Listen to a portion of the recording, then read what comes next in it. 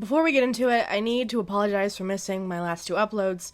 I've been out of town for personal reasons, but that's no excuse. We're back. We've waited long enough, so let's yap. I walked into this movie with somewhat high expectations because I personally loved Superman. I know that not everyone did, but it holds a special place in my heart. So, as you can imagine, I was pretty excited about Supergirl. And I was very disappointed. Really, man. The whole plot essentially relies on Supergirl saving Krypto, and they didn't have to build much rapport because we saw him in Superman, and he's also a dog. I mean, of course we're gonna save the dog, right? On paper, this sounds like a great idea, but the execution is what falls short. The second Supergirl opened her mouth, I just let out the biggest sigh. This quirky persona that she has going on is trying all the way too hard. Like, there's some things that you can look past, but it was so...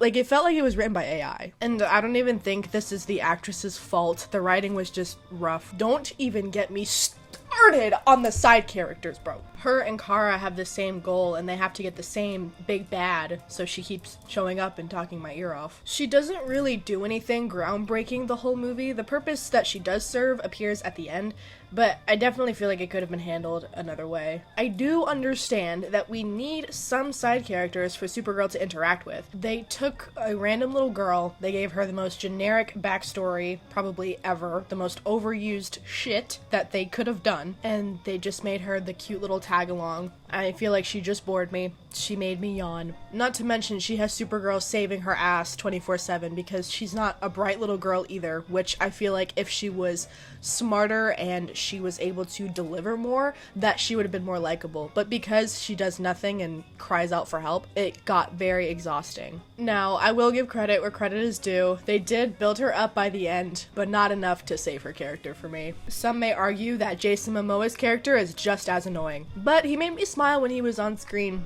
so I really can't complain about him. He played the exact same character that I thought he would play. He was cheesy as fuck and he was goofy, but he was the only part of the movie I could enjoy after a certain point. Somehow, I enjoyed his action scenes more than I enjoyed Supergirl's.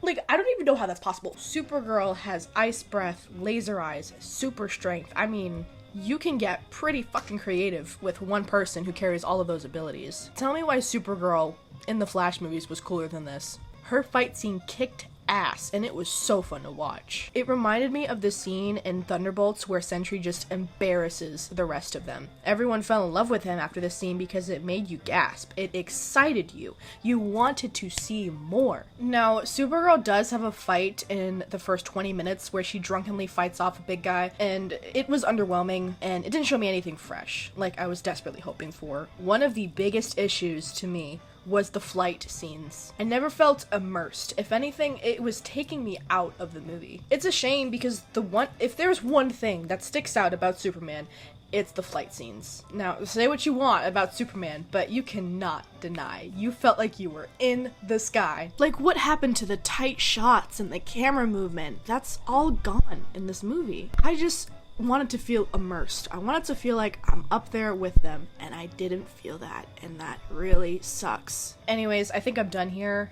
In all honesty, I should have set my expectations way lower because I was so disappointed. Thank you guys so much for watching. Peace.